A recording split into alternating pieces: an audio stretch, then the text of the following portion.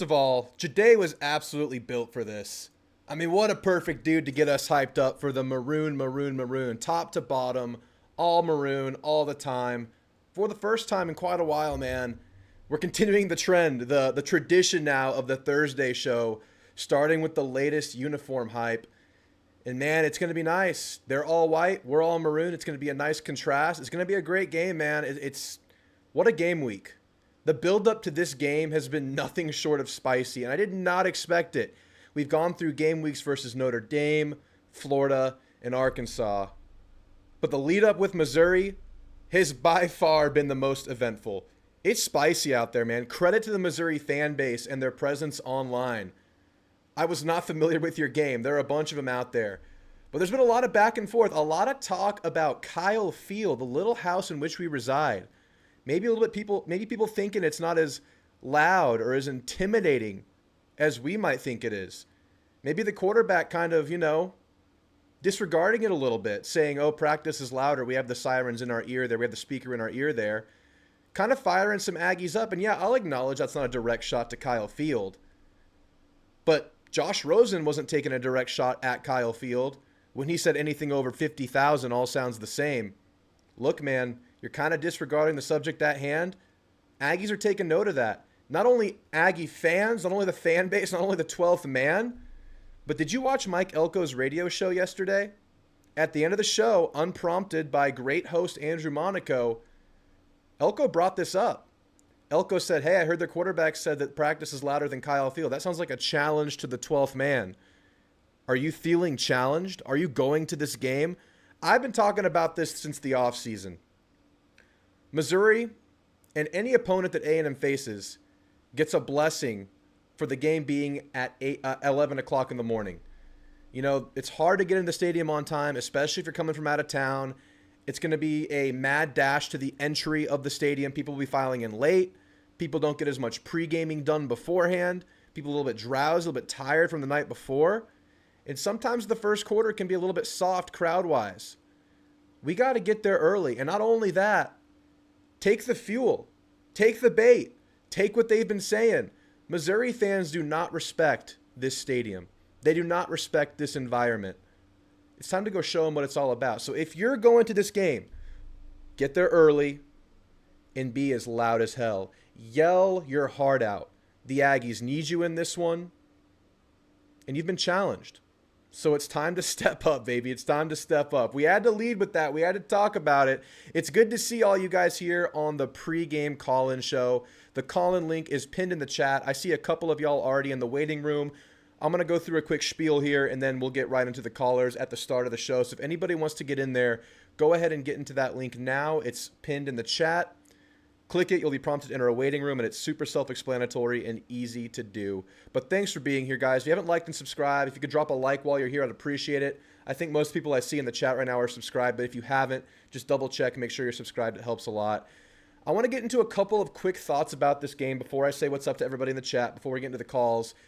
I've already spent 3 shows talking about this game. We talked about this game a lot in the last live show. I put out a preview video for this game, and I did another preview video with Ghost and Friends, a really good content creator on the Texas side of things. Really rational, good Longhorn. Check that out if you missed it. It's Ghost and Friends is the YouTube channel. We did another breakdown there. But defensively, I have a couple questions and a couple things I wanted to bring up. If you watch the Pulse, in the post-game locker room, scrum or speech or whatever you want to call it by Elko, they highlighted BJ Mays because he played a really, really good game, and apparently he's been dealing with some nagging injuries, obviously wasn't seeing the floor early in the year, and he got some look, and he played pretty damn well.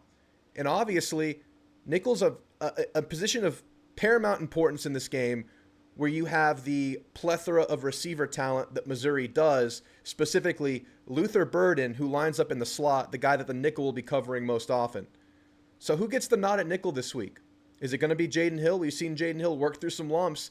Pretty good between the tackles, but coverage-wise, several busts on the year so far. Are you going to trust that, trust the next development? Obviously, this conversation's happening because, unfortunately, you lose Tyreek Chappelle for the season. That sucks. Most tenured player on the team, a leader, a solid player, was playing great before he went down. Or do they go BJ Mays? Do they pull that card? Do we see more of a rotation, a timeshare? What's it going to be? I think you might see some dime this game. So I think when we go dime, you might see them both at the same time because they're going to go with a lot of 10 personnel. They like to spread it out. They don't use a lot of tight end stuff.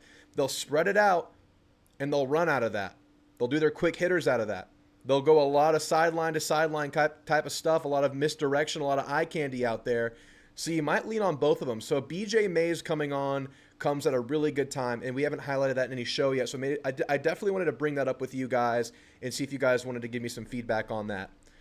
Another defensive note, and this is something that I have failed to mention in any show so far, but I rewatched the Arkansas game again last night. We got to keep an eye on Dalton Brooks, man. That was his first full game of the season that wasn't McNeese, in which he didn't really have a full game because they pulled the ones and twos after like the end of the second quarter. Guys, I think he might be special. We never really talked about it, but he played really, really well in that Arkansas game. He was the leading tackler and the leader in tackles for loss for the Aggies in that game. And you think about what we saw in Bowling Green, you think about what we saw in Notre Dame, a lot of issues kind of, tackling and taking correct angles, sideline to sideline, stuff in the flat. Dalton Brooks was nails in that regard versus Arkansas and in his limited snaps versus Bowling Green. Just a really, really good pursuit guy, a really, really good tackler in his position. And I think him and Marcus Radcliffe could be really, really crucial in stopping this Missouri attack. So I really want to keep a bookmark on Dalton Brooks right now. I think we still need a lot more data on Dalton Brooks. But man, I'm starting to believe. Let's see how he looks. I'm going to keep a sharp eye on Dalton. I haven't brought that up yet, and I definitely wanted to highlight that with you guys. Offensively, do you think there's a chance Connor starts this game? I know that might be outlandish at this point. We've seen 3 games of Reed. Reed has won 3 games. Look, if I were a betting man, I would bet it's Marcel Reed. But we've heard rumblings that Connor's practicing and that he might just be suiting out this game. So I want to know how you guys feel about that possibility. I have a lot of thoughts on the quarterback position. I talked about it on the show I did with Ghost, and instead of reiterating it, I'm just going to play the clip because I recorded the actual clip in which I talked about it. So let's roll the tape. I'm not a coach, not anymore. I don't know what you guys would do.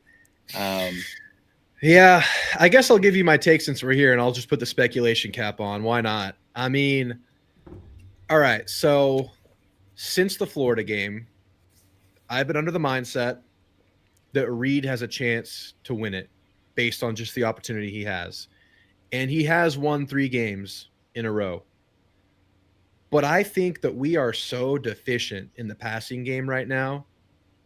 If things don't progress, even if we're scrounging out wins, I think you still give Connor a look. That's where I am right now. Because if you look at how the Arkansas game went, and differently in the couple games prior, but in this particular game, when the Aggie offense was at its best, it wasn't on the heels of a Marcel Reed rushing attack.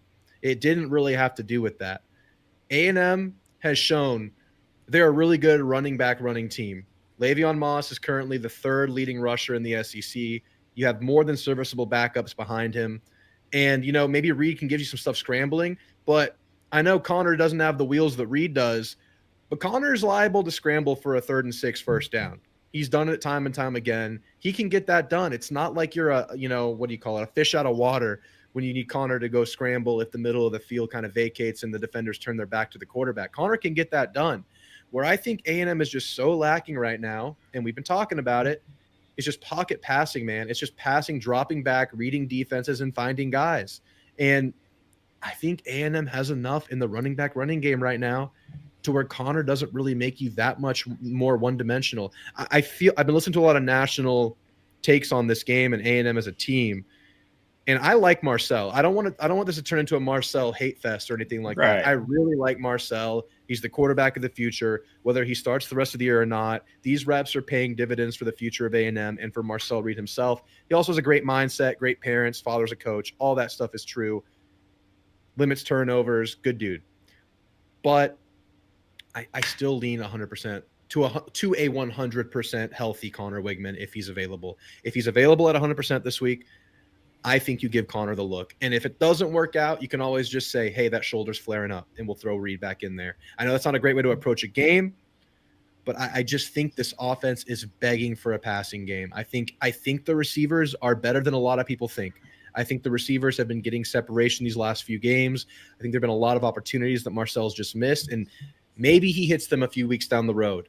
But are you going to survive those few weeks? Is that the best trajectory to put yourself on when your season culminates versus Texas, the best defense you'll face the rest of the year by far? I mean, on the road at South Carolina, that's a really good defense too. It is. It's a tough situation because Marcel has been winning. He's been taking care of the ball. But Connor won the job for a reason, man, through thousands of reps behind the scenes. So I'm leaning Connor. I think I'm in the minority there. No, it's just people are still overreacting to the Notre Dame game. I think it comes down to practice. If Connor's practicing and he's showing what he has been before and there's no residue from that Notre Dame game, I think you need a passing game so bad right now. Because, yes, I understand that Reed brings you that other dimension of quarterback run. But you also have a really, really good running back stable, a lead back, and an offensive line that's kind of bulldozing this year. It's been a nice, pleasant surprise. Teams are just selling out for the run right now.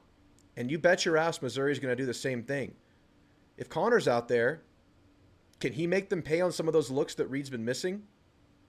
But on the other side of that token, what if Reed starts connecting on those passes? It's truly a conundrum. I'm very glad I'm not the coach having to make this decision. I'll say this. I'll trust whatever Elko does. I trust what they're seeing in practice. I trust him to make the best possible decision for the team. And I really, really like Reed's mindset as the backup quarterback. Reed's dad was interviewed a few weeks ago, and his dad straight up said, look, you don't lose a job to injury. They're a close-knit group. They trust each other. They lean on each other. And his dad's a coach, so Reed has some good voices in his ears too. So I don't know if Connor gets the job back if Reed's just going to turn heel and leave. I don't know about all that. I just want the best possible chance for A&M to have success. And I personally think that's with Connor and a passing game. And it's kind of weird. Really kind of weird. I'm not talking about Connor right now. I'm talking about the fact that I'm wearing the exact same clothes that I was wearing in that show a couple days ago. I do wash my clothes, by the way. I've done laundry since then. Just wanted to point that out. I want to hear your thoughts. I'll get into the chat in a second on what you guys think about this. Any other notes? Oh, yeah. Okay, one final note. Injury report. Let's look at it. I don't think we've gotten the update tonight. We'll check on it in a second. But as of the latest one, it's showing Armaj Reed Adams as questionable. And I think that would be a pretty big loss because that's right there in the interior of the O-line where you're already down Naboo, you're already down Shanahan, and we've seen Dewberry go in there, and Dewberry's not clicking like he was before, still kind of coming back from that injury that kept him out of a lot of time on the field, a lot of time in practice. And I don't know how we feel about a full game of Dewberry in that current state. Now, there's a chance Dewberry can return to form, but I think he's better off kind of easing himself into the game like he has been the last few weeks. Armaj has been nice. This O-line has been really nice, and we've been seeing the offensive line injuries stack up. Could this be the final blow if it ends up being an out? Let's just really hope he plays. I want you guys to keep an eye on that just like I am. All right, guys. Thanks again for being here. Let's go through the chat and see who's here real quick before we get into the calls. The call-in room is already stacking up. I see Andrew in there. I see Play to Win, Theo, Christopher. All right, guys, I got to let you know, Christopher has a cut the line in the calls tonight, just to let you guys know, because I had to cut off the show before he could get on last show. So Andrew and Play to Win, I have to take Christopher first because I had to end the show before he could get on last time. But I'll get to everybody tonight. As long as you're in the room now, I'll be able to get to you tonight, it looks like. Spencer Rojas, good to see you. What's up, Aggies? How's it feel to be 4-1? It feels pretty damn good, but this is the one that stamps it in, right? This is the game that truly puts us ahead of schedule. Because to me, I expected to be 4-1 at this point. Now, I'm really happy about some of the positive developments on the defensive side of the ball. Offense, we're not really there yet. Now, I really like the offensive line. I really like the running backs. I like a lot about Reed. But we're not there yet in the passing game. 5-1 stamps in that we're ahead of schedule, that we're doing really well in the year. Because 4-2, it's kind of back to like, okay, where are we at? 4-1 feels really good. But I'm with Jeb and Jay Wynn here. 5-1 feels better. Good to see you guys in here. Deadly Doodles, Troy Ellison, good to see you guys. Gary Mertens in here. Time to put together a complete game. I really hope so, man. We haven't gotten one just yet. Noah to Wave, you can't wait for this game. It's going to be a movie. We'll be there. I'll be there too. If you see me, say what's up. Kyle Field, got to be loud. Absolutely, absolutely. John Peroni, good to see you in here. Play to Win, good to see you. Who else is in here? You love the Foo Fighters, yeah. Got the jams today. Always. Allison Chains, Foo Fighters. We got to start it with some flair, always. O-line needs to play physical, establish the run, develop a consistent passing game. Absolutely. Ben Capatillo, good to see you. Little Shy in here, good to see you, man. Yeah, Blackout's going to be LSU, I believe, for Halloween weekend. It's going to be awesome. And hopefully that's a night game. Alex Flo in here, good to see you, man. Call me crazy, but Dewberry would have been a great nickel for us this year. I know you mean DeBerry. Josh DeBerry was a good nickel, not a good corner. Absolutely, would have been fine. Yeah, for sure. Good to see you in here. Jay, Elko pointed out BJ Mays and Moss at the end of the post episode. Absolutely. Moss deserved it, man. Moss really took it to another level last game. I hope he picks up right where he left off, as I do with this whole offense and running game. If you can pick up this game right where you left off versus Arkansas, I think you're in pretty good shape, because I don't think this is a huge step up in the defense world compared to Arkansas. It might be marginally better. If it is, it's not going to be worlds better. If you can pick up from that fourth quarter, you're good. Adam H., good to see you. I think Connor knows he has to do something or lose the job for good. Hopefully he's figuring out how to be more mobile when he needs to be and plant his feet before he throws. He just needs to shake off the rust, shake off the injury, thoughts, and just be himself. That's what he needs to do. Good to see you in here, Adam. Good to see you. Well, if Reed and A&M find a way to against Mizzou, I think they stick with Marcel, possibly. It's very much on the table. He, again, will have a chance, probably, to solidify himself, I believe. In Elko, we trust, absolutely. You said it best, Alex. You said it best. Who else is in here? Parvizal, good to see you, man. Oh. He knows if he has a bad game, it'll drop his stock. It's a lot of pressure. That is true. That is true. I say we start him slow. State will be a better start from. That's fair. That's very fair. Mr. ATM. Drew, if we keep switching quarterbacks, it'll hurt the chemistry of the offense. We got to stick with one and go. We're halfway through the season. So I would typically agree with that, but I don't look at this as an offense that's clicking right now. I don't think making a quarterback switch right now, and we're not just switching quarterbacks. This is an injury-related shuffle.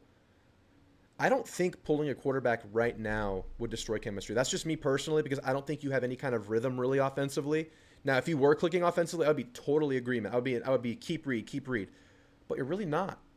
So to me, that still opens up the possibility, but I absolutely hear your point there. Randy Trujillo. No turnovers, we win. That's how it's been the last few games. Knock on wood. Keep that up. You're winning the turnover battle. That's so huge. That's so big. Keep doing that. Who else is in here? Unbiased Brim, thanks for stopping by. Please beat Misery. I know you Arkansas fans have a special place in your heart for them. I hope you all beat them at the end of the year, too. We'll do our best. We'll do our best. We also have to look at Connor redshirting, doesn't play soon. Yep, he can get that medical redshirt going. For sure, for sure. All right, guys, let's get right into the calls. We got to start with Christopher Jackson. I'll get to everybody else later. I told you guys he has a cut the line pass. Christopher, you're on with Drew. How you feeling tonight, my friend? Good to hear from you. What's going on there, man? How's it going? What's up? It's doing good, man. I can barely hear you right now. Can you change your setup in any way? You're very, very muffled and distant. I don't think that. Is that better? Not really. I can barely hear you. You sound like you're underwater right now.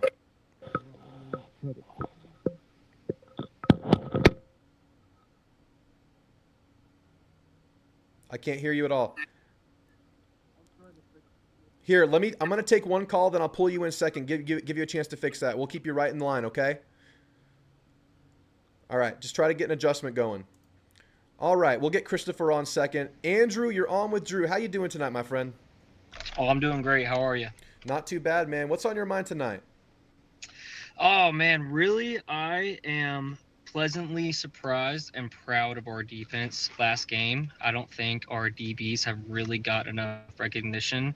I know that we still struggle with like the deep balls and the explosive plays, but all those plays that I saw that Green had a scramble, and our linebackers and our D line were making him to make a decision to either throw the ball or tuck it and run. That just tells me that the DBs are locking it down and holding those receivers for a longer period of time. And so I am hoping that we can do that this game, because with Mizzou last year, they were known for their explosive plays. We haven't really seen that this year. So I'm thinking if Mizzou doesn't really have that explosive game going this year, then I think we can lock it down and really hold them to a low-scoring game. Yeah, that's a really good point you bring up about the DBs in Arkansas. We praise the defensive line a lot for getting after the quarterback. But if you watch it, he had nowhere to go with the ball, and they were able to chase and kind of flush him out of that pocket because he couldn't get rid of the ball quickly. And yeah, they played their best game of the year versus a team that could make you pay. They were known for hitting explosives themselves. We saw it in the first quarter, but they really locked it down after that. And another thing to credit this defense with is after chasing Green around all night, they weren't tired. They made the play at the end of the game. So that was really admirable. And yeah, you're also right. What's going to give, right? Is A&M going to stop giving up explosives, or is Missouri going to start giving up explosives? It feels like one of those is definitely going to get stamped in this game. So which way will it go? Those are great points, man. Exactly. Yeah, I'm more worried about them coming off a bye week, if that's going to help them improve or if that's going to kind of hurt them with their rhythm. We're coming off of like a high right now, being Arkansas. They really haven't played anybody, so they don't really have as much hype going into this game. As far as like a confidence standpoint, I would think. And so, my thinking is that having a week off, I'm kind of debating if that's going to help them or if that's going to really kind of maybe slow their rhythm down a little bit. Yeah, that's a fair point. Here's what I'll say on that. I don't know if they had much rhythm going into that bye. I think they were playing kind of sloppy, so I do personally think it came at a really good time for them because nothing was really working. But you're absolutely right that A&M is kind of battle-hardened on the year so far. I mean, you've had an away game in an SEC environment versus Florida. You had the neutral site environment.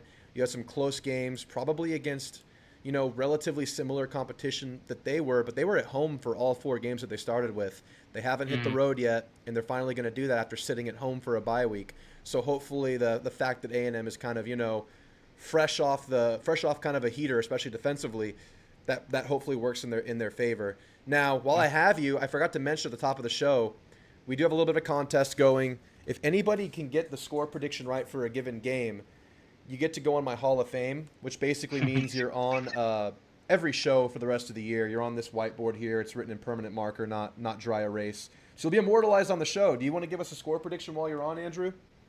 Absolutely. Yeah. I still think it's going to be a relatively low-scoring game. I don't think either team is breaking 30. I'm going to say 27 Ags, 23 Missouri.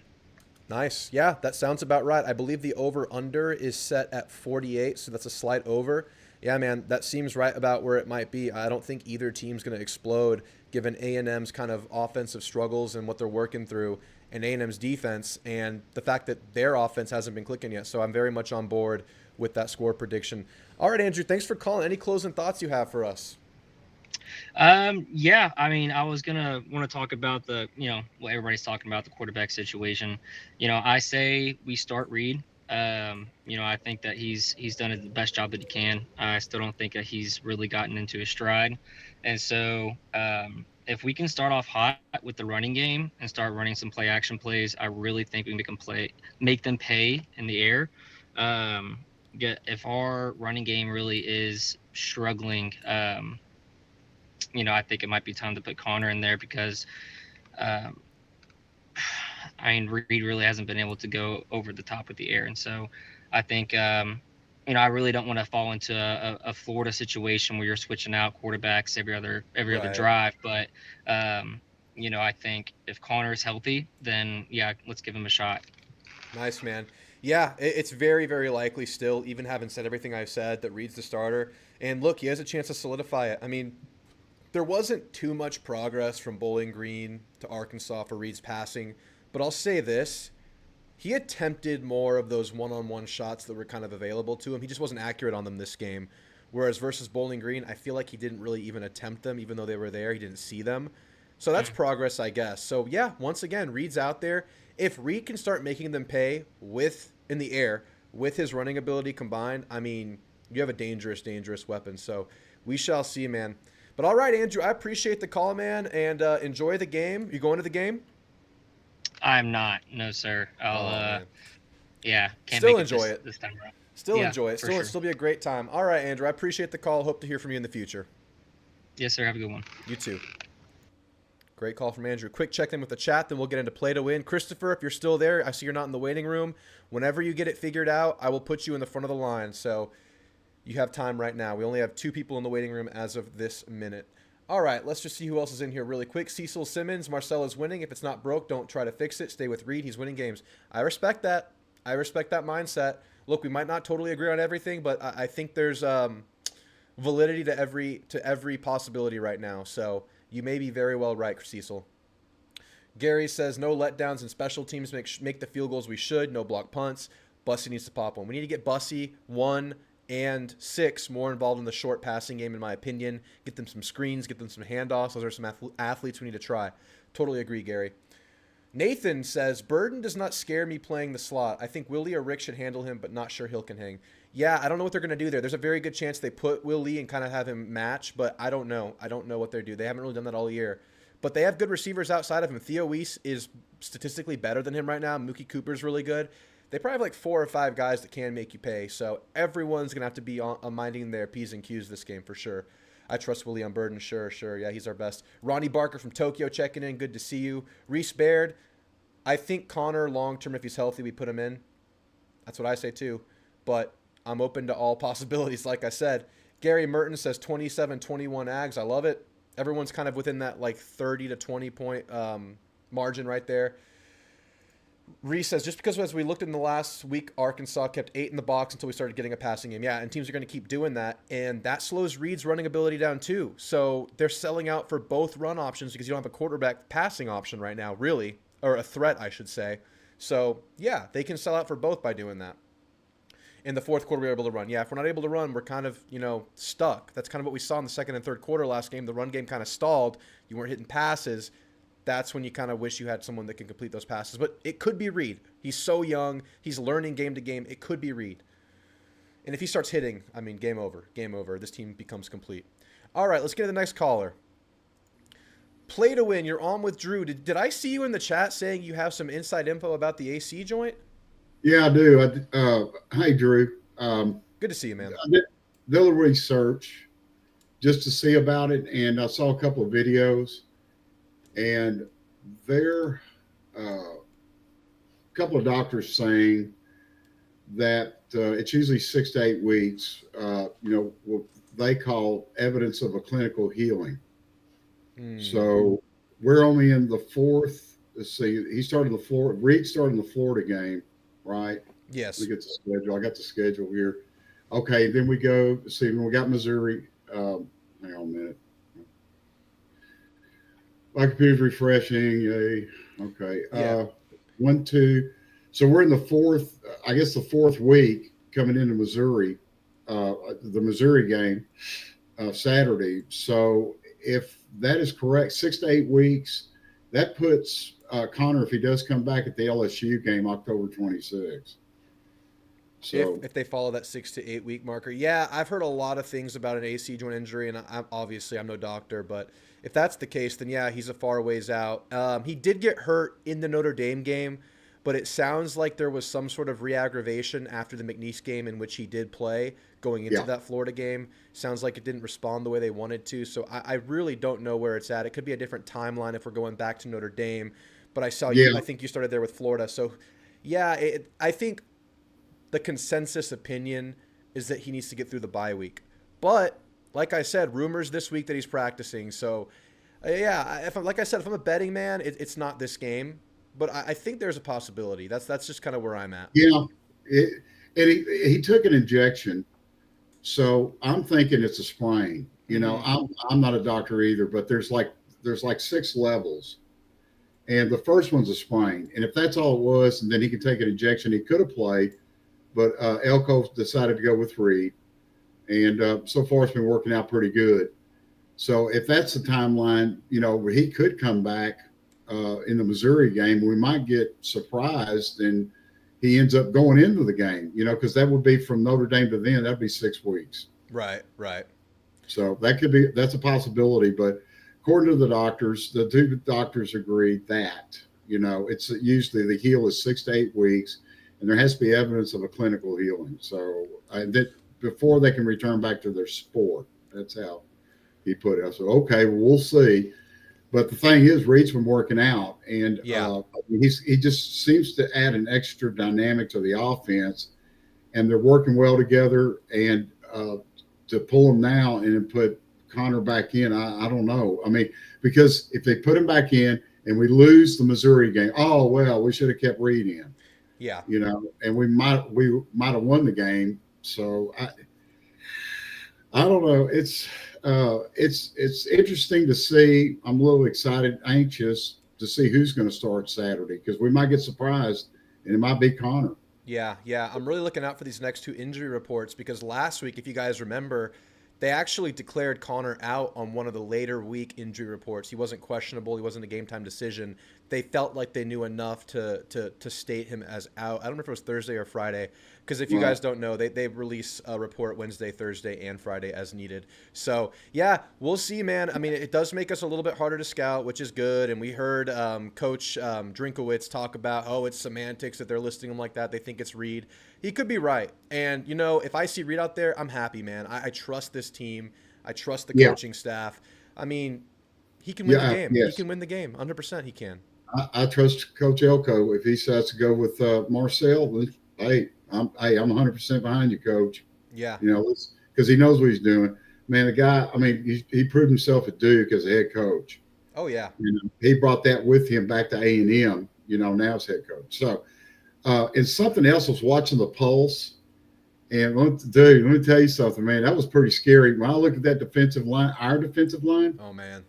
When I saw them, I was field level, like I was standing right in front of them, man. They're pretty scary because waiting for the Arkansas offensive line, to come to the line of scrimmage. And I'm like, wow, man. I mean, those guys give me nightmares. Man, yeah, and they're not like a bulky, heavy group. They're just chiseled and tall and long and athletic. And guys like Shamar Stewart and Nick Scorton and Shamar Turner and even Albert Regis now, who has some wheels on him for his size. That's an intimidating group. And you get Cassius Howell, Rylan Kennedy off the bench. I think the interior guys off the bench are getting a little bit better too. I think Rodas Johnson. I think Hicks is becoming a little bit more consistent. We'll have to keep seeing that progression. Yeah, man. I can't wait to test this Missouri offensive line. I want to see what that's all about. Yeah, that's when I'm really highly interested to see. And I just remember how our defensive line got after that Arkansas quarterback. And I mean, we just made his life miserable. Oh, yeah. And made him turn the ball over. Well, they turned it over 3 times. And that's another thing, too. We get the other team to turn the ball over. We don't turn it over. That gives us 3 extra opportunities to score. And I'm thinking that, I'm still calling Aggies 28, Mizzou 17. And one of the touchdowns will be from the defense. Yeah. Fumble, interception, run back, or at least, get the ball back, and then our offense scores a touchdown. But our defense is going to play, I think, a big part. Yeah. And at least one touchdown, the other 3 offense. Yeah, they could be responsible for a touchdown by like getting a turnover in plus field position or something like that, and you would still be right in that. And I think that's very much possible based on what A&M's shown the last few weeks. Just, knocking on wood every time I say it, but taking care of the ball and forcing them by themselves. So you're sticking with the prediction of 28-17. I got that written down. You're in the running for the competition. One thing that you just brought up about that defensive line chasing Taylor Green and kind of that defensive line performance transferring over to this game. I'll say this about Brady Cook. I think he is deceivingly fast, not as fast or as physical as Taylor Green, but A&M was still able to chase that guy down and get him uncomfortable. Now here's the difference. And this is something going off of what the first caller, Andrew, was talking about. I thought the DB group did really, really good forcing the quarterback to kind of extend plays, run away from the D-line, helping the D-line out because they were locking receivers down. Are you still going to get that against one of the better receiver rooms in the SEC? Because if you don't, Brady Cook can get the ball out quickly, and you can kind of X out the D-line's impact that way. So we're going to need to see the D-line pick up where they left off, but also the DBs just continue to take that next step, which we saw them take a step last game. Yeah, and they were shutting down the passing lanes. Our DBs were, and that puts the quarterback in scramble mode. Oh, yeah. That means you got 3 seconds. I'm talking 3 seconds to, get the ball, the quarterback get the ball, look over your reads, and then either throw or run. You got 3 seconds. I'm telling you, an average of 3 seconds, and that ain't long. Oh no, I know. That's on average 3 seconds. He's got to make a decision: either throw the ball, do his reads, throw the ball, or run. So our DBs did a real good job in that. And also, I probably said this before, but tomorrow night, the Mizzou offense, they're going to be in bed tomorrow night, but that doesn't mean they're sleeping. Right. I think I have nightmares. Kyle Field, Aggie defense. Oh yeah, they poked the bear too. Kyle Field's going to be rocking, right? I mean, everyone who's Oh. made this game is going to have that extra juice this weekend, so it's going to be awesome. But all right, Play to Win. Any closing thoughts before I let you go for the weekend? I won't talk to you again until Monday. Yeah, it won't be the Monday show after the game, but the only thing I can say is if we hang tough, if we play to our capabilities, the defense shut down their offense and our offense scores enough, that we come out on top, we will win the game. And I think we'll be on our way to maybe the dark horse of the SEC. Yep. Yeah, such a We have a swing game, chance. right? I mean, it can really set us up for success. But all right, Play Swing to game. Win. I Yeah, can't buddy. wait. I can't wait, man. I hope we're 5-1 next time we talk. You have a great weekend. Enjoy the game. So, Great call as usual from Play to Win. Braden says Willie needs to follow Burden. Willie looked great last week, man. He's been so solid. He's been so solid. I mean, I don't know if they'll do it, but that's always an option. You have a guy like Will Lee against a guy like Luther Burden, but just keep in mind they have other receivers too. Keep that in mind because, Hill, the nickel, BJ Mays, whoever it is, Des Ricks, the young guy who, looked good last week, but he's not super consistent yet. Those guys have to do their jobs too. It's going to be a collective effort. I mean, Will Lee can potentially cover Luther Burden, but you got other options out there, so everyone's going to have to be solid. All right. I like this comment. If he's not 100%, I don't want him. Yeah, don't play Connor if he's not 100%. I 100% agree. All right, let's get to the next caller. Vudge, you're on with Drew. Good to hear from you, man. How you doing? You got me? I got you loud and clear. How's it going, man? It's been a minute since I've been on the show. Wanted to come on first and foremost just to show some love. Yeah, man. You've grown pretty substantially since the last time I was on here. And, getting a little soul, I see you. You know what I mean? Get a little. It's a nice T-shirt fit. It's a nice shirt. No, Yeah, I think No, the last time you called in was maybe around the 1,000 subscriber marker, somewhere like maybe before, right after that, maybe. Yeah, man, it's been a minute, but I appreciate you giving me some love and can't wait to hear from you, man. I mean, it's a big weekend coming up, big game. We're off to a 4-1 start. How you feeling? Good, man. So I had two primary things I wanted to talk about. And one of them is sort of like, a little bit wide thinking, kind of bigger scope than Mizzou. But Mizzou is the second thing. Okay. And that question is like, what does this season mean for us really? You know what I'm saying? Like the season doesn't mean the same thing for us that it does for an Ole Miss, that it does for a Mizzou. And with that in mind, two assumptions have to be made here. Let's assume Connor Wegman stays next season. And let's assume that we land that 5-star QB that we have. Longstreet. If we have Wegman and Marcel next season, who would you want starting? Oh man, I need more information to answer that. But as of right now, I'm like I've been saying, I'm still not off on Connor Wigman as the 5-star future of the program that we labeled him before. I believe he won the job for a reason. I believe he's won the job 2 years in a row, and I believe he's shown that through thousands of practice reps in addition to games before this season. So right now, I'm still Connor, but I reserve the right to say, okay, Reed's taking it if he indeed continues to play and he takes that next step. 100%. Like if he starts and he beats Mizzou, you don't have any rationale to pull him. Right. But the reason I ask that is because when I talk to my Aggie faithful homies, you know what I mean? Yeah. We talk about the season. We talk about like must-win games, expectations generally. And I think we came into the season probably a better team than we would have expected in the offseason. Like I know we lost to Notre Dame, but this team is built out of transfers. Yeah. So we really didn't know what it was going to be when we came in. We were supposed to have a pretty good passing attack because Connor was supposed to be good. And the question was our O-line. Right. O-lines ended up being pretty stout. Yeah. And so when we talk about expectations for the Aggies, when I was looking at our schedule before the season, I was like, all right, we lost our head coach. Most of our dudes are transfers. We don't know how to gel. 8-4 seems like the safe floor, the safe bet. And now we know Notre Dame lost to Northern Illinois. And I think those glasses have kind of changed the way we look at these things and the way that we talked about some of our player group. Because how many of these guys are staying next year? We have a lot of young talent that's really exciting. Dez, you'd mentioned Dalton Brooks, stud last game. Mm-hmm. And so when I look at it that way, not as a coach, like the game in front of you is the most important, but who is the guy that is it next season? Obviously, if Marcel wins, that question's answered. I right now don't think we will. because I think this Mizzou team is by far the most just dollar for dollar talent, best offense we've seen. Last year, they were top 25 in every relevant offensive category. I imagine they regress to the mean. And so we would really have to, if Marcel has to elevate pretty substantially, because they're going to force us to pass. Yeah. And so, in looking at it that way, I'm like, if Connor's healthy is the obvious question, but I think you give Marcel a quarter. You know what I mean? I think he's done enough to at least earn that. And then if we're not in the lead, like if we're tied or losing, I think second and after, you just go back to your 5-star guy. Okay. See, I'm a little bit nervous making the move mid-game. I know you have to do it. Tough decisions have to be made if you're a coaching staff. That's where I think you potentially run into confidence stuff. But like we've been talking about Reed, I do think that kid has a really, really good mindset.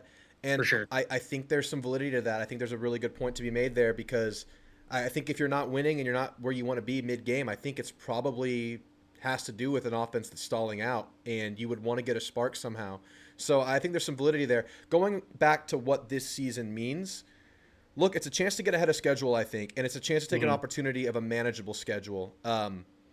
Look, if you look at Mizzou and A&M at this point in the season right now, both teams coming off of 4-game winning streaks. I know A&M's played the extra game, and that extra game's been a loss in week 1 versus Notre Dame compared to Mizzou, who had a bye week last week, only played 4 games. Yeah. I think we feel differently about the teams based on their perceptions, right? Because we expected Mizzou to maybe come out clicking, maybe more how they looked last year. Certainly. Whereas with A&M, it's like, oh, they're staying alive. I know they've been close games, but they're still staying alive. So that's kind of a testament to where we kind of are as a fan base, or how we perceive the team, right? It's like they're kind of doing the same thing, right? I mean, how much better is Arkansas than Vandy and Boston College? I would say a little bit better, but not substantially better. I agree. Same thing with Florida. It's kind of along the same lines, I think, as those other two teams, if not a little bit worse, and A&M handled their business there. But I just kind of think they're in similar spots, but the different perceptions are kind of, that's a very telling aspect of where they're at. And I think it's going to make for a really competitive game. Talking about next year with the returning talent, I am actually pretty high on the returning talent. I think you feel really, really, really good about what you have coming back everywhere. And shockingly, it's besides the defensive line, because I think that's the one spot where you lose a lot, and that's the one spot where usually typically really flush. I think you bring back a lot on offensive line. You'll have to replace Trezun, which will be a mission that they'll have to embark upon. That'll be tough. But outside of that, offensive line's back. You're going to feel good about the quarterback room. Whoever it is, I think you'll feel good about it. I think receivers will come back. The only one you might lose is Noah Thomas. I think everyone else could come back. That's if Cyrus Allen and Jabri Barber have any eligibility left. So we'll see what happens in the receiver room, but I still feel relatively unchanged, I guess, about that room going into next year. Defensively, I love the backfield of the future. Des Ricks, Ratcliffe, Dalton Brooks, Bryce Anderson, who's kind of, going through some stuff early in the year. He should be back next year. Linebacker crew should be back next year. So I feel good, but the schedule gets a lot harder next year. Yeah, for sure. We definitely been it. gifted that. Yeah. And the timing of this Mizzou game is probably the most ideal it could be, I guess, except for it coming off of the bye. But, win or lose, you get the bye after, and then you get to go, get an additional bye week in Mississippi State. Yeah. And I think just kind of finishing on this year before we get into Missouri talk, I think, like I said, it's a chance to get ahead of schedule under Mike Elko.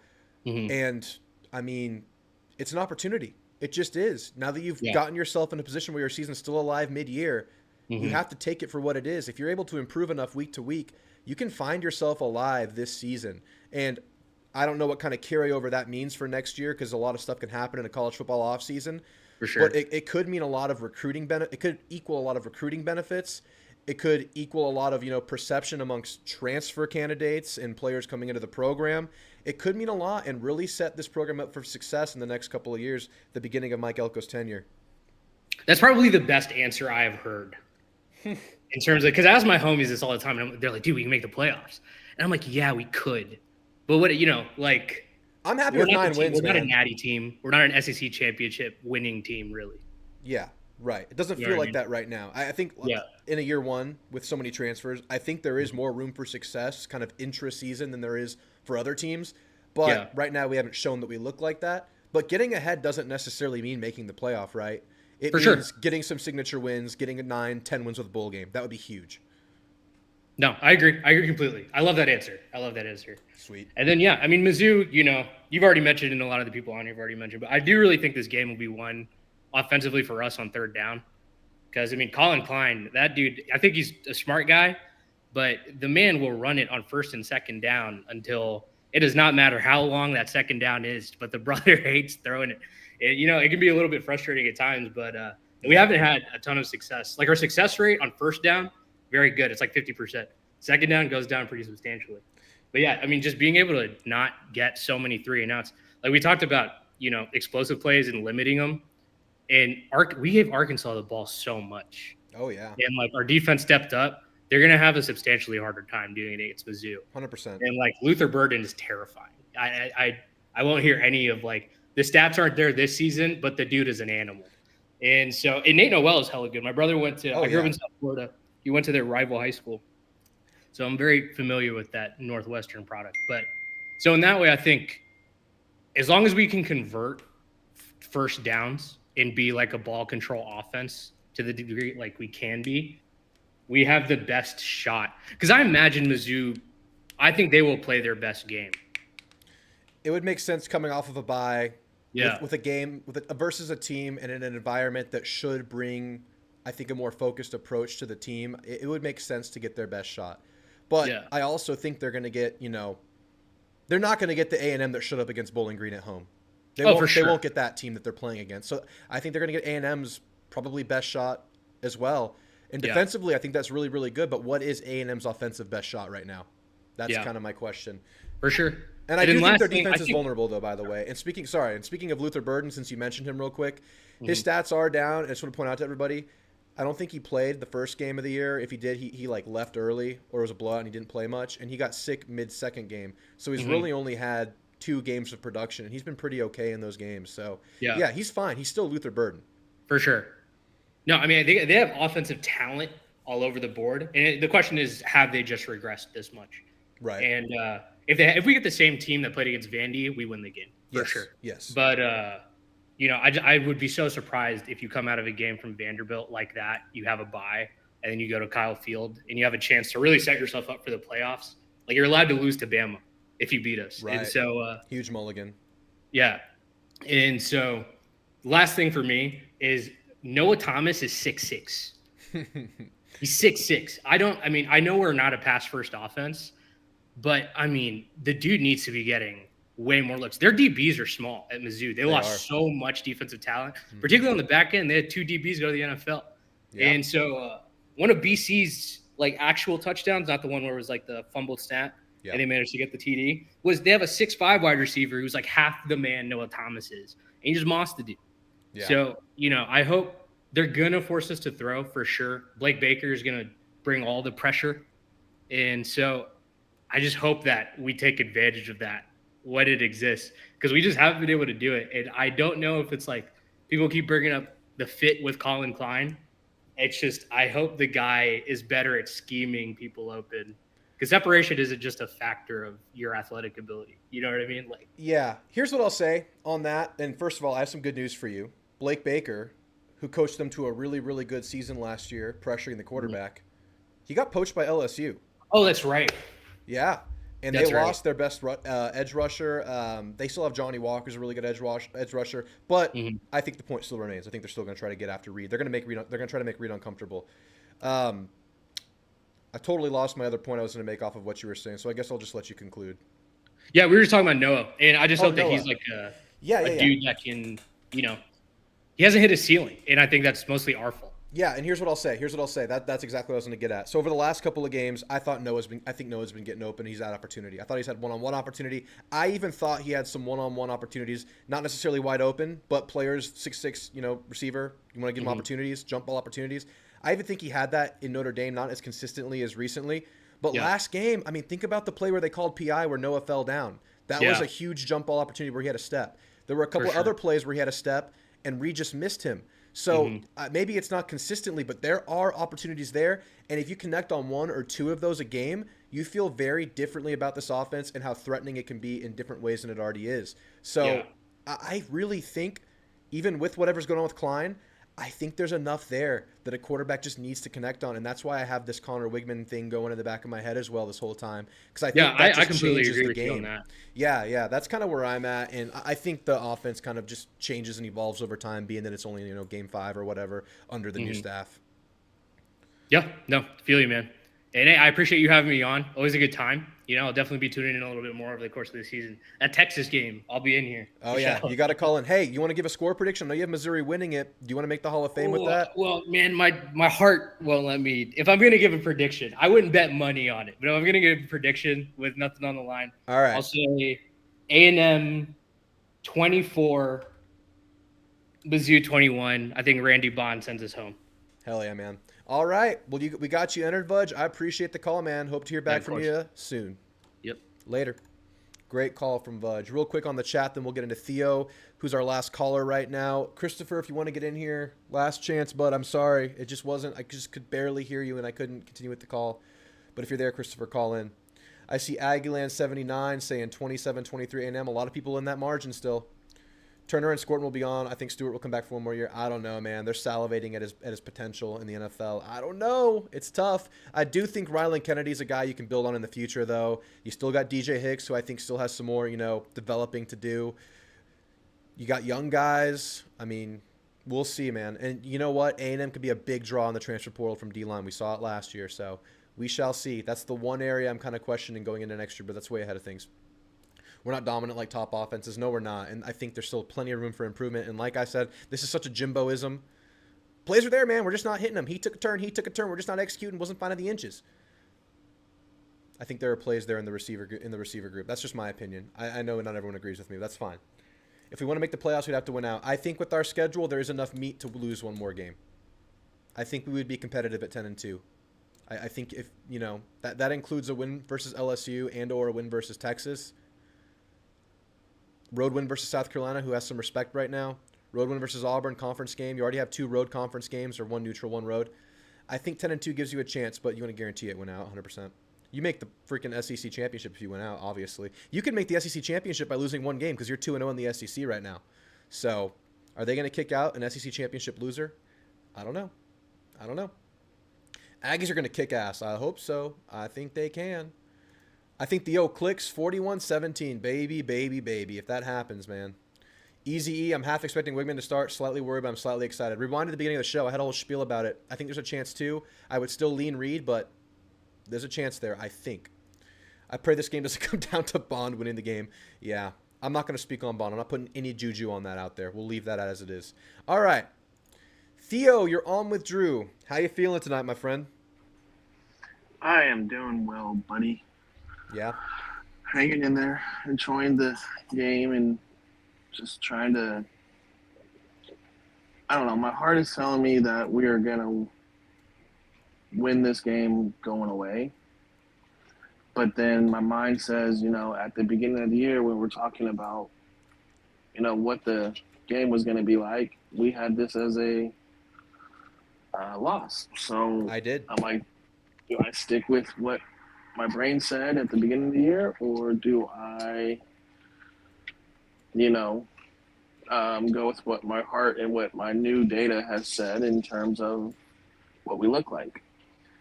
Yeah, man. I mean, I'm with you. In the offseason, I had this game as a loss. I didn't like where it fell, coming at 11 a.m., coming off the emotional Arkansas game. But I changed because I just see a Missouri team that hasn't found it yet. And, we'll have to find out how good they are, and we'll find out this weekend. But look, yeah, A&M's not playing great, but they took care of business on the road at Florida. That was, a good half of offensive football, if not a good second half too, just running the ball and taking the air out of the game. Defense played good in the first half there. The Bowling Green game, I mean, we're calling that an anomaly right now. We're calling that playing down to opposition. We're calling that a Bowling Green game who is scared 2 good teams. Are we taking that for data right now? Because if that's the data point, then yeah, we're definitely down, or definitely, shaky. But then you come off the emotional Arkansas game, and that game's always like that, even in A&M's best years. So, yeah, I do feel good about this team, and I feel good about its upside. I feel good about its potential, and I do think it's just like an offensive performance away. Right. One thing I wanted to say or think of coming back to the game last week is, if you noticed, we ran more RPOs and play action. And I think that's going to be the key to actually opening up our playbook. Oh yeah. If we can unlock that atmosphere for Marcel, then I feel like we have the wide receivers to make big plays on that. And then on top of that, it makes them have to be able to honor him even more, which is where I get into the whole QB debate. The question is can we run it with Reed and get more into our RPO performances? Yeah, that's a good point. We're running more play action than we were in the first couple of games, but compared to what Klein did at Kansas State, we're running a minuscule amount of play action. They ran so much more at KSU last year. Now, I know they said that Reed can run the full offense, and I do believe that, but can they run the full offense confidently yet in Reed? Because you think about how it's gone before. Klein got here in spring, right? Connor was taking all the reps with the ones, getting a majority of reps in practice overall, probably was working with the ones in off-season workouts and ran with the ones through all of fall camp. He was the starter. So are you not confident in all of your different play designs, and how much do you even have installed yet at this point? I would wager, obviously, game to game, it'll be more and more. But as they get more comfortable with Reed, I think they'll expand exactly what you're talking about. We saw that beautiful QB run RPO kind of in the middle of the game there where he hit Noah in the middle of the field. That was a beautiful play. I want to see more stuff like that. That was, I think that was in the third quarter, and I think that's what actually opened up the fourth quarter run game for us. Possibly. That and of course Arkansas decided to put in their backup defensive lineman at that right defensive end during the final drive. It doesn't make sense, but yeah, I watched the Arkansas guy talk about it. Interesting. So, but having said that, the thing is we know that I'm struggling with Klein not adapting to Reed, but I'm also feeling like Reed is the best fit for the offense. Does that make sense? Yeah. Yeah. I feel like Klein is still trying to develop a chemistry with what Reed likes and wants to do. And yet, at the same time, what he wants to do overall with the offense. Yeah, and you would think that he would do what he wants to do with a guy like Reed, but I'm wondering if they're just not confident enough in his accuracy and his mechanics just yet to fully unload it and to fully be who they are. So, and then on the other end of the token, I mean, if it's Connor, you don't have as much of a quarterback run threat.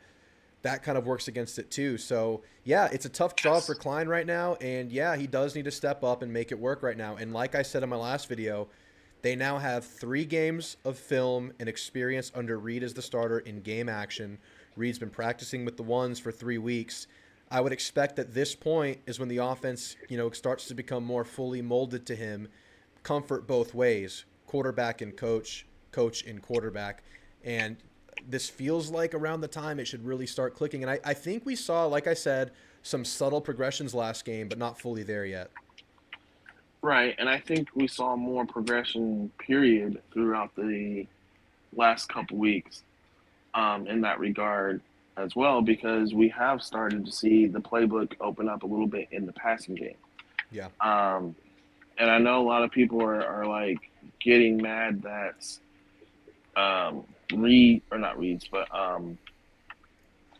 Klein's passing game isn't as like dynamic as we see with several of the other guys, but I see the wrinkles there. I see the dynamic there to be something really explosive if it would just connect. Yeah. And with this offense, you're running well. Your offensive line's playing well on the year. You have really good running backs and a really good lead man. I mean, you can have a steady heartbeat of run the football, take the air out of the game. You just got to connect on the shots when they're there. You got to find them. You got to either make them or find them when they're there. You got to do both. And that would really just open this up and change things. And so that brings us to the question of who gives you the better option to do that. Now, where are you at? Part of me says that it would be Connor because he does have the deep throw accuracy. Well, we don't really know about the deep throw accuracy. He at least has the mid throw accuracy. Yeah. Um, Really confident, proficient, intermediate but passer. boy, I was listening to No one. I was listening to John Miller from Locked On Mizzou, Uh-huh.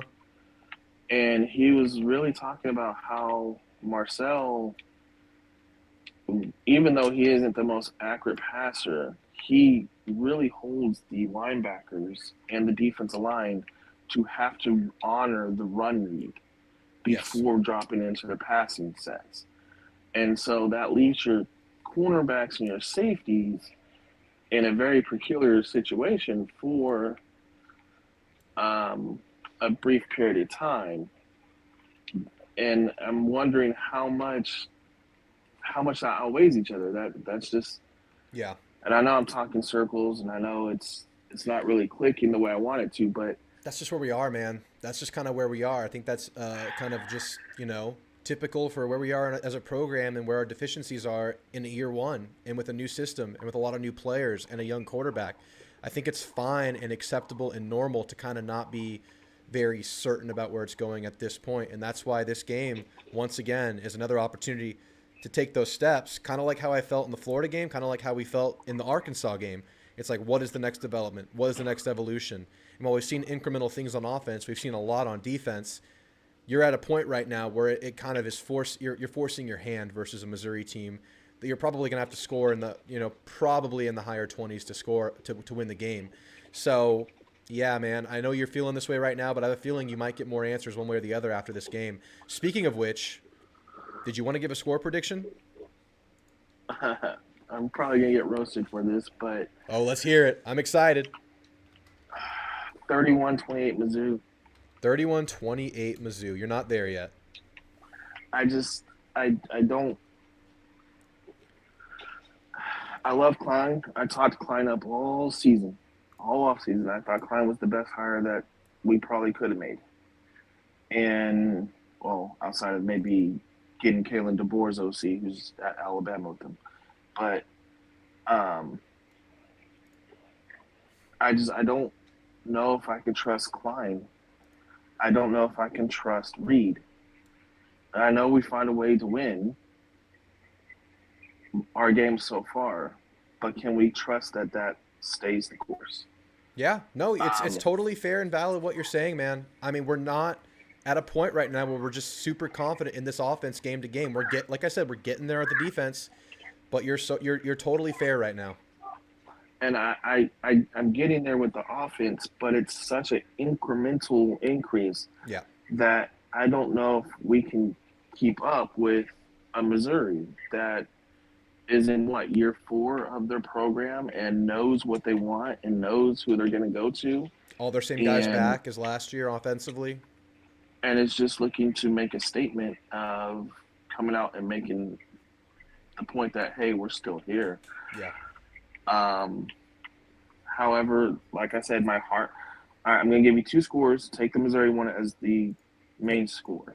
Okay. But I can also see that if we can open up the RPO game, and this is going to be the key, the RPO play action game, if that can open up and hit, I can see us pulling away in this game and winning a 35-31, 35-28 game. I can see it. Yeah. We have the skill players to keep up with them, especially against their cornerbacks and their safeties, and if in our running game, if we can just get the cornerbacks and safeties to have to play harder in terms of trying to figure out if it's pass or run, I believe we can do it. Yeah. I believe our offense is set to be exceptional. Yeah. I want to go back to something someone asked earlier. I think it was you, or maybe it was another caller talking about this Missouri's receiving core being one of the best in the SEC, or the best we've seen so far this year. I'm actually going to go on a limb and argue that Arkansas's wide receiver core was more talented, but Missouri's is more proven with the fact that Theo Weiss and Luther Burden are both upperclassmen. But as far as talent and size, I really liked what Arkansas brought between Armstrong and Tesla and the big guy, the punt returner, and all that yeah, stuff. yeah, punt returner. I mean, And maybe. and then even Anthony got in. You know, the wide receiver we had last year. Yeah, he got a reception. That transfer to Arkansas, he got a reception. So I think Arkansas had the more talent at wide receiver. I just think they're more experienced. And so, yeah, as far as, and then I wanted to jump in on this. Missouri really made me mad when they started talking mess about our stadium. But then when you put out the statement about it's a shtick, I kind of laughed about it because I was like, okay, that makes sense now. Well, they always do that because they know they have a tiny stadium. So anytime they play a team with a giant stadium, they're always like, oh, their stadium's tiny. So that's like their shtick. But also, the quarterback did kind of disregard the sound of Kyle Field, not directly, but just by going there when asked about it and just said, oh, I think practice is louder. That's going to perk the Aggies up. I don't care what the context is. It's going to happen. Oh, it definitely is, even if it is just a stick. But we'll take it as fuel. Oh, yeah, it's going to be major fuel. That's another question. How are we going to use that fuel? Are we going to actually use it as fuel, or are we going to let it control our emotions to where we're too hyped up? And then we start making mistakes. I will trust Elko as of now because I haven't seen evidence that that's the case. As far as a fan base, it's just going to make us louder, I think. It's going to make us more energetic and rowdy as a crowd. But right now, on that front, I'm going to trust Elko to reel it in and get these guys ready for a game. I haven't seen evidence to the contrary just yet. So I'll stick with that for now. But all right, Theo, any closing thoughts tonight before we get you out of here? Yes. My last funny little statement, joke, whatever, is I don't know if you watched the Pulse yet. I did. But when they were talking about the uniforms changing and the different uniforms stuff, did you catch Amaja Reed Adams and his statement about being a fly guy? A fly guy? No. Yeah.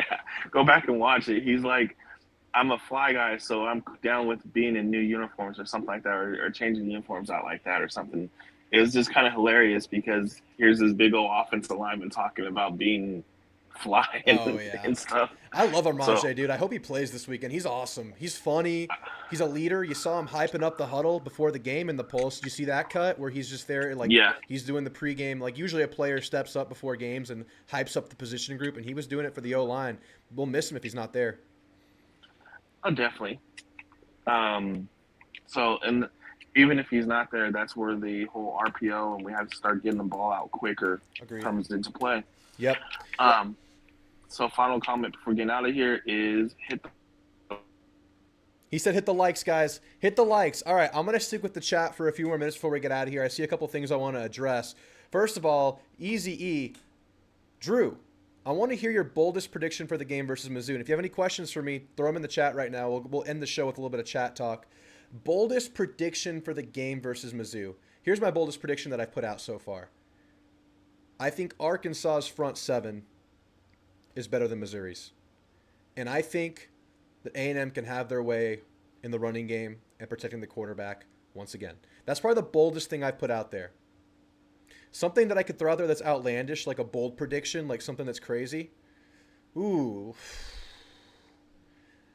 I think the DBs can lock these receivers down. I don't think it's a guarantee, but I really am really liking this DB group. He's got to figure nickel out. I think Des Ricks is coming on at the perfect time. I think Will Lee has shown he's solid all year, more than solid. He's an NFL prospect, and I'm telling you guys, keep an eye on Dalton Brooks. That might be one of the best safeties we've seen in College Station for a minute. I think these DBs can go toe-to-toe with a really talented receiver group at Missouri. And I'm going to disagree with Theo there. He's entitled to his opinion. I do still think Missouri is the better top-to-bottom receiver group. That's what I'm going to say. Sorry, Theo. I disagree, but I respect your opinion entirely. Those are my bold predictions. That's as bold as I'll get. And by the way, I have this game 31-23 A&M by way of forcing them to 3 field goals instead of touchdowns. They've struggled in the red zone all year, and they're going up against the best defense they've played all year. By far, in my opinion. I mean, I think that's just understood. That's just objective fact. By far the best defense they've played all year. I think A&M has their way in the red zone where they've already been struggling. Now, I'll say this coming off the bye. I haven't made this particular point yet, and I've been meaning to, but I keep forgetting to. Expect some trick plays. Expect some weird stuff like we got from Bowling Green. But also, expect A&M to be more ready for it than they've been all year. They got fake punted last game. They had the double reverse against Bowling Green. They've gone through those lumps. But I fully expect Missouri and Drinkowitz to throw some shenanigans at us. Keep that in mind. Randy says Vandy quarterback ran all over Missouri. He did. And they've struggled with Castellanos too with Boston College running.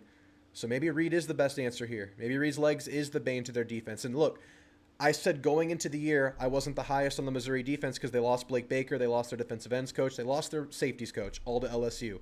And they lost 8 mainstays on that defense, including like 6 starters. Their 3 best DBs, their best edge rusher, 3 out of 4 of their interior D-line rotation. Now, they filled in nicely in the portal, but I don't think they filled in as nicely as A&M. And I don't think they brought back the talent that A&M did on defense. I think we really, really test this Missouri defense, even with an offense that's yet to gain its footing. So that's where I think the really high variance point of the game comes in. Because I do think A&M is going to go to battle with that offense. But could A&M's offense get a one-up on that defense? I wasn't high on it going into the year. They've been okay to start the year, but against who? Let's see. Robert Gonzalez, do you think Elko will make a change with receiver coach Solomon with Holman Wiggins if the receivers can't get separation? Or since he's assistant OC, they'll keep him, and we're not even there yet. It's way too early. You can't just say, oh, a position coach is doing a bad job right now because we're 5 games into a tenure. It takes a couple years for a message and a scheme and plays to get across fully. So I'm not even close to touching that yet. And I will say this, I know I'm in the minority here. The receivers aren't there yet, but over the last 2 games, I'm not looking at the receivers as to why this passing game's not getting going. I'm looking at a young quarterback figuring out how to get them the ball. I think receivers are playing well enough for this team to win with their rushing attack that is so strong so far. Jeb says, I've noticed in the Arkansas game, every time we make a big play, we would follow up with a sack that would kill our drive. That is true. We were like 1 step forward, 2 steps back a lot in that game, falling behind schedule. You got to maintain that steady pace. That's why I say you pick up from that 4th quarter. If you can pick up and harness whatever you found in that 4th quarter, because you ran really well, but you also had a couple of nice completions down the stretch too. If you can pick up from right where you left off, you're going to feel really good about A&M's chances this game. You can't fall behind like you are and just kill drives like that. Gary says, would love to see Reed develop his passing game, but he was contained by and large, and failing to do so hinders the run. Yeah, and that's kind of the thing, right? I mean, everyone says that Reed brings that extra dynamic that defenses have to account for, and that's very true. But as of right now, you're also getting rid of the passing dynamic with Reed because he's not connecting on guys. And yes, that can come week to week. He's a young quarterback with a really, really good head and shoulders on him. Really good head on his shoulders. Head and shoulders is a shampoo. He probably uses head and shoulders because he has really good hair. But you're kind of losing that too. You gain the legs, but you're not connecting in the passing game. So it's kind of a trade-off right there, and I think it's kind of netting out, and that's kind of the product you're seeing of the offense. I don't wear head and shoulders. I heard it's not really that good. I heard it's overrated. I love you, Troy Polamalu. We're not scoring 35 yet. Look, we're not, but this is a place where we're taking steps every week. Could this be the week where things start to click? I don't think it's out of the realm of possibility that A&M scores 35 against this defense. I really don't think you're facing a juggernaut on defense. They have a sturdy defensive line. Look out for that. But I think this back 7 will be tested. We'll see. I'm not writing off that possibility, Braden. David says, as poorly as we have played on offense, no one has scored more than 23 on A&M this year. That's true. Defense keeps you in games. Defense allows you to be working through things offensively right now. But imagine if the offense gets it together. Imagine if the offense can get to 35 on a Mizzou. And that's your midseason stepping stone spot. I mean, we're getting into the what ifs here. Team can't think like this, but as fans, we're just kind of getting into it. I mean, defense is really clicking. And let's put it out there.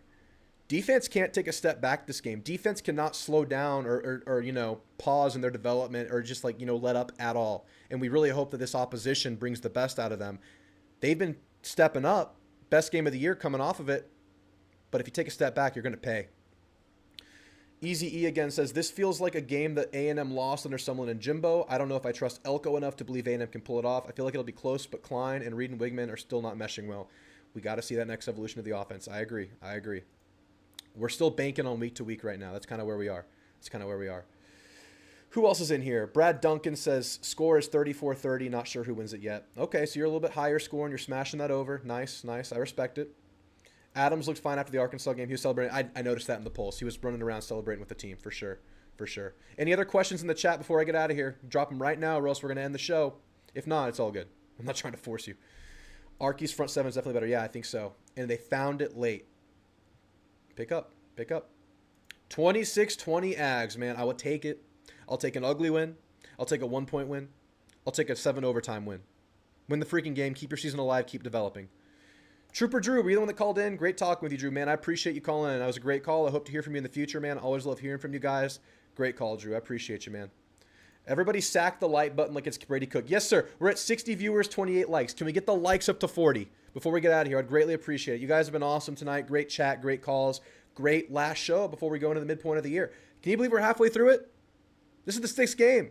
I mean, there's a lot of time left, but as far as regular season games played, this is the halfway point, man. If you can go into the bye week, the midseason bye week alive, man, we're going to feel special. We're going to feel so good. I mean, maybe not a finished product, but we're going to feel like you have time to find it late in the year. And who knows? Who knows if you can sneak in? Who knows at that point? But you got to win this one. At 4-2, you're kind of like, okay, this is kind of where we expected. Let's see what we can do in the second half. You buy yourself time, man. It's feeling really good. All right. Jeb says 23-20 Ags. Ben says 42-20 Ags. First score will be play action bomb. I noticed Klein does like those change of possession bombs. He started the second half with a bomb that Regis overthrew. It was right stinking there. You can find it right there, man. Just got to connect on those balls. If he comes in, if he makes them this game, if he connects this game, huge. Came in late. What's the injury report looking like? Connor questionable. The big notable addition is Armaj Reed Adams is questionable. Keep an eye out for that because you're already short in the O-line. Want to see Moss get some more carries this game. Yeah, I see some talk about getting Moss a little bit more of the lion's share in the stable. Here's the thing, though. They're keeping fresh legs out there, but on top of that, you don't want to run Moss into the ground. You don't have Ruben Owens. You only have 3 guys in there. If Moss goes down, it's really, really bad. It's really, really bad. I'm liking what they're doing. I think Amari still has a lot to show us. I think Amari's been playing pretty well. Bad game versus Arkansas. Took a couple bad angles at times. I'm not there. I think you still want to kind of, throttle his carries and let him come on late like he did last game. Do you feel this year is reminiscent to 2020? It's a while since we were nervous before every game, but O-line is doing great, and our hope is based on what we see on the field. Yeah, very much so. Kind of leaning on that big running game. And I made this comparison. I don't know if it was a live show or whatever when I did it. But was that touchdown sealing, the game-sealing drive versus Arkansas, similar to our Florida season-defining drive that we had? Could that be the one they build off of going forward, where they kind of understood the mentality and the feeling of winning football in a drive and let that continue game to game, where the Maroon Goons kind of took over that season? Could that have been the moment? I don't know. I feel like Mon was a little bit more make you pay, though. I feel like Mon made you pay over the air more, but also I think Reed's a little bit more dynamic running. So, yeah, very reminiscent, man. You kind of slow the ball down, play your pace of game, let the defense kind of, take the air out of the game with your running game as well. Lengthen games, quicken games, and, control time of possession that way. Very similar to 2020. Very similar. All right. Yeah, we talked about Arky switching out their D-line, but yeah, it's fair. It's a fair point. TJ is ruled out still. Yep. All right, guys. I think we're going to call it there. Drop a like if you haven't. I appreciate all of you for being here. The next time we talk, we'll be halfway through the year, and we'll have our answers. 5-1, baby. We need it. We want it. You'll have a great night. I'll talk to you after the game. Get to the game early. Be loud. We've been challenged. Gig 'em.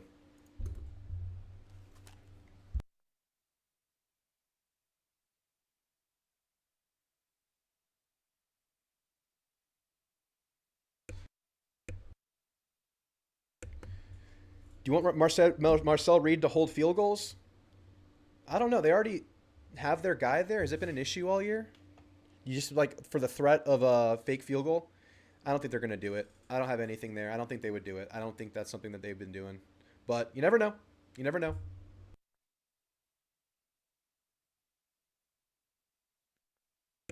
Good night, y'all. Get to the game early. It's going to be a mad dash getting in that stadium. You should be getting in line at about 9:30. Trust me, you don't want to be stuck in that mass of humans entering Kyle Field for an 11 a.m. game. You'll have a great night.